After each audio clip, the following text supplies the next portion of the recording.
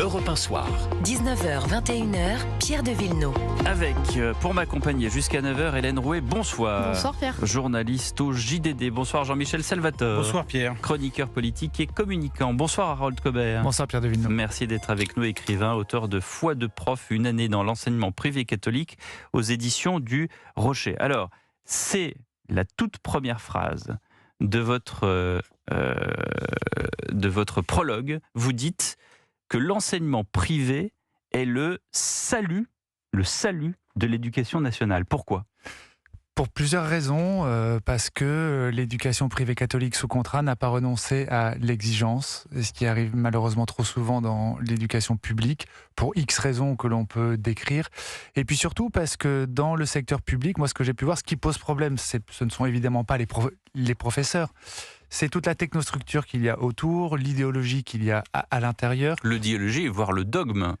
C'est à peu près la même chose entre l'idéologie et le dogme, parce que le dogme... C'est le cran de dessus, à mon avis, mais enfin je me trompe peut-être. Mais vous risquez de leur prêter une interprétation religieuse qui le renierait fortement, hélas. Parce que c'est une forme de religion, hein. Si vous prenez Monsieur Boucheron, c'est quand même une forme de dogme. C'est vrai, vous avez tout à fait raison. Mais j'en ai fait les frais parce que j'ai candidaté simultanément, parce que je suis un jeune professeur de 51 ans, j'ai commencé il y a 1 an et demi. J'ai candidaté simultanément dans le privé et le public. Le privé m'a répondu très vite.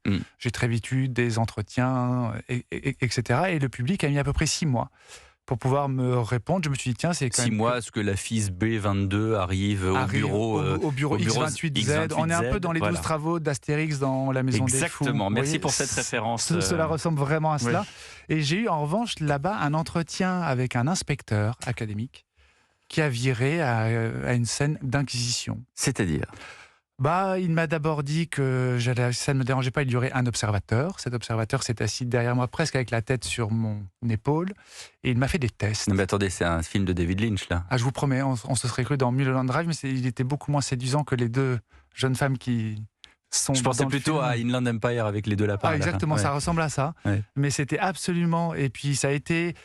il me dit, est-ce que vous préférez le collège ou le lycée ? Je dis lycée, il me dit très bien, et il me donne un texte, sans titre, sans rien. Je reconnais bien évidemment que c'est Parfum exotique de notre cher Baudelaire. Et il me dit, improvisez-moi une analyse pour des 4e. Je me dis, tiens, je viens de lui dire que je voulais faire que du lycée. Il me demande de faire ça pour et ça dure comme ça. Ces gens-là, je dis ça pour les auditeurs d'Europe 1, sont payés avec votre argent. Hein. Ce sont ceux dont on parle, ce sont vos impôts. Hein. Voilà. Et c'est allé très loin. Je vous passe les détails parce que ça a quand même duré 3 quarts d'heure. Mais surtout, à la fin, il m'a posé cette question où j'ai compris ce qu'il s'était passé. Il me dit...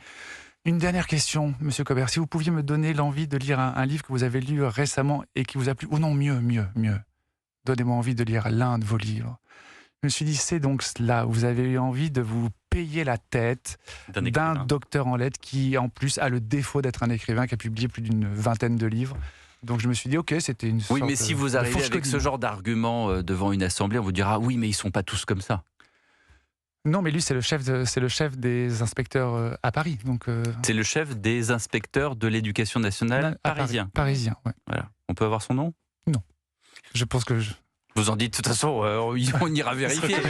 C'est simple. Après, peut-être qu'il a changé et que c'est quelqu'un d'autre. Maintenant, je pense que ça tourne aussi, sans doute. Ah oui. Mais en tous les cas, c'était quand même une séance assez étrange. Et ce qui était très étonnant aussi, c'est que cet entretien avait lieu au moment où l'on commémorait la mort de Samuel Paty. Et je me suis dit, c'est quand même très étonnant parce qu'à un tout petit niveau, j'ai vu cette froideur administrative, cette logique froide, inhumaine et qui conduit, quand on la pousse à son extrême, à la manière dont Samuel Paty a pu être lâché par toute sa hiérarchie, qui est extraordinairement coupable de son meurtre barbare. Merci de le rappeler ce soir à l'antenne, Harold Cobert. Jean-Michel Salvatore. Alors moi, je voudrais revenir sur votre expérience dans le privé. Bon, vous dites, comme l'a dit Pierre, que vous considérez que les recettes du privé, finalement, c'est ce qui sauvera l'éducation nationale. Quand on regarde un petit peu comment ça fonctionne de l'intérieur, le privé, est-ce que les profs, est-ce que les proviseurs ont véritablement une liberté pour s'organiser et pour choisir leur façon d'enseigner, ou est-ce que les contraintes sont de plus en plus fortes ? Parce qu'on a quand même un peu l'impression d'une volonté de reprise en main du ministère de l'Éducation nationale sur certains établissements privés qui en faisaient un petit peu trop à leur tête. Oui, mais c'est surtout lié, je pense, au scandale qu'il y a eu comme Betaram, où il s'est passé des choses atroces. Et effectivement, il y a eu un rapport de la Cour des comptes. Sur le catéchisme ou sur l'éducation sexuelle, par exemple, là oui. on voit qu'il y a... Le catéchisme, maintenant ça s'appelle plus comme ça, ils appellent ça la pastorale, et il me semble que en tout cas dans les éducations privées catholiques sous contrat parisien que je connais, ça n'est jamais obligatoire, c'est laissé à la discrétion d'eux. En même temps, les parents n'inscrivent pas leurs enfants sans savoir qu'il y a une proposition éventuellement religieuse. Et puis, en revanche, j'ai longtemps discuté avec Antoine Wittkin par rapport à l'un de mes précédents livres et qui m'expliquait que ses enfants étaient scolarisés au Franc-Bourgeois et qu'il faisait chaque année une bénédiction, mais il faisait une bénédiction pour les élèves catholiques, une bénédiction pour les élèves juifs, une bénédiction pour les élèves musulmans et même une bénédiction pour les athées. Donc il y a une sorte d'intelligence aussi de faire dialoguer toutes les confessions. Par ailleurs, dans mon lycée et dans mes classes, j'ai des élèves de toutes les confessions, de toutes les couleurs et de tous les milieux sociaux. Donc quand M. Papendiaï disait qu'il allait falloir que les écoles privées catholiques deviennent plus, œcuméniques et accueillent un peu plus de gens de la diversité, en vrai, quand on remonte l'histoire des écoles catholiques, aider les pauvres et voire éduquer les femmes était au cœur de leur projet depuis le début. Donc le social est au cœur du projet de l'éducation catholique privée. Hélène Rouet. Alors toujours sur cette différence public-privé, les programmes scolaires a priori sont les mêmes dans le public et dans le privé. Ce sont les mêmes, nous appliquons les directives du ministère. Donc quelles seraient les deux différences fondamentales selon vous entre le public et le privé? Pourquoi le privé ça marche aussi bien alors même qu'en réalité les programmes sont les mêmes? Vous dites quelque chose, sans vouloir répondre à votre place, mais vous dites que dans le public on s'attache aux compétences et dans le privé aux connaissances. Exactement, c'est-à-dire il y a quelque chose qui relève de l'algorithme dans le public, je trouve. On considère les gens avec des fonctions et c'est la même chose pour les professeurs. Ils ont le titre de fonctionnaire. Un fonctionnaire a une fonction. Les professeurs de l'éducation privée catholique sont des agents de la fonction publique, un agent a une action. C'est pas la même façon. Si le diable est dans les détails, peut-être que Dieu ou les bonnes choses se cachent à l'intérieur des mots. Et c'est-à-dire qu'on n'a pas la même conception et surtout, le privé catholique met une double ambition et dans les professeurs et dans les élèves. C'est-à-dire qu'on considère que c'est très important que la parole soit incarnée par un être vivant face à d'autres êtres vivants et que, nous, on croit dans l'intelligence des élèves et on est convaincu que si on est exigeant avec eux, ils sont capables de s'élever, ce qui correspond au mot élève, par ailleurs. Et c'est quand même... Moi, je peux voir, quand on étudie les différentes réformes, tout le monde dit qu'on a baissé le niveau parce que le niveau baisse. En vrai, moi, je crois que le niveau, le niveau des élèves, il a baissé parce qu'on a baissé les exigences dans les programmes. Bien parce sûr. que moi, dans ma classe, j'enseigne le français comme je l'ai appris par mon professeur de français chez les pères jésuites, qui est un professeur fabuleux.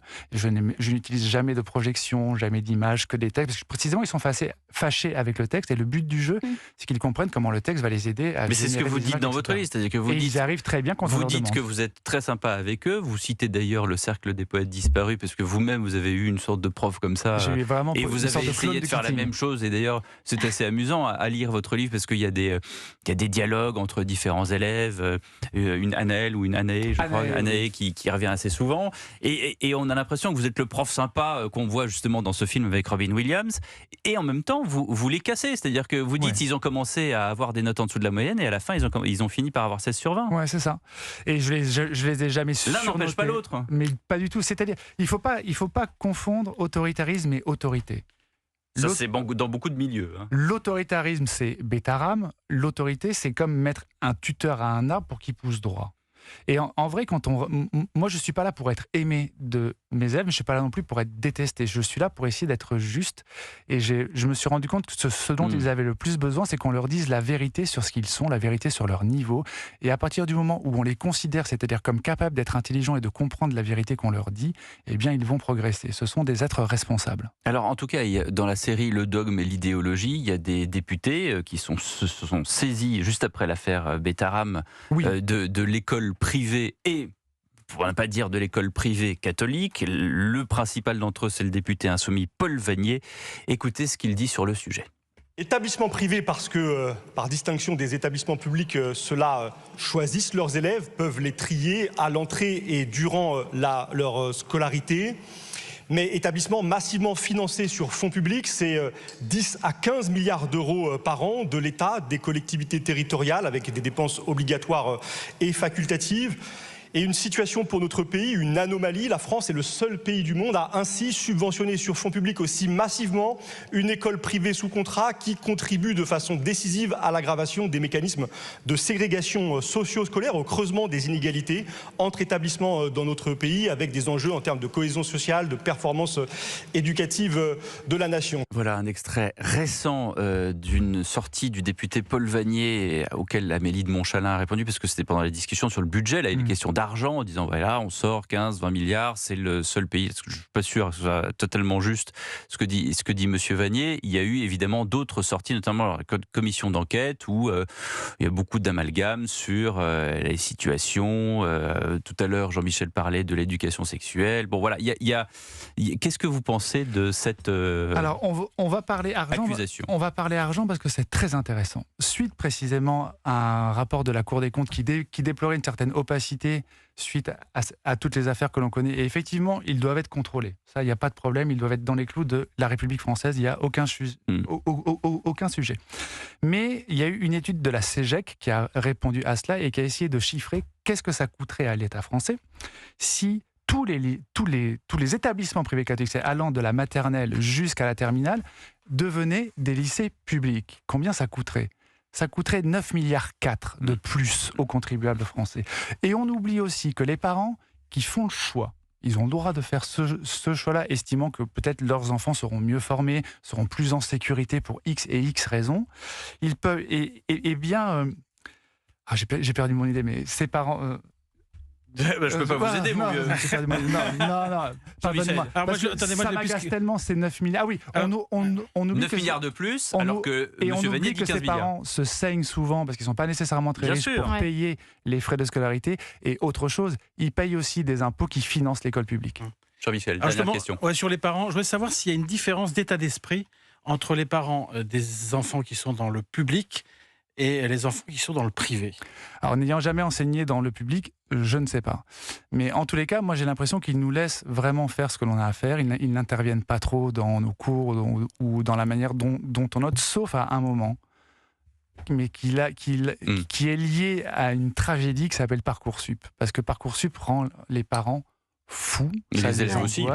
Mais tout le monde angoisse et tout le monde est à la limite de la dépression. Ouais. Et en revanche, ce qui est certain, c'est que et Parcoursup et la réforme Blanquer, s'il y avait une première chose à faire, ce serait de les abolir immédiatement. Merci beaucoup Harold Cobert. On va tous lire Foi de prof aux éditions du Rocher.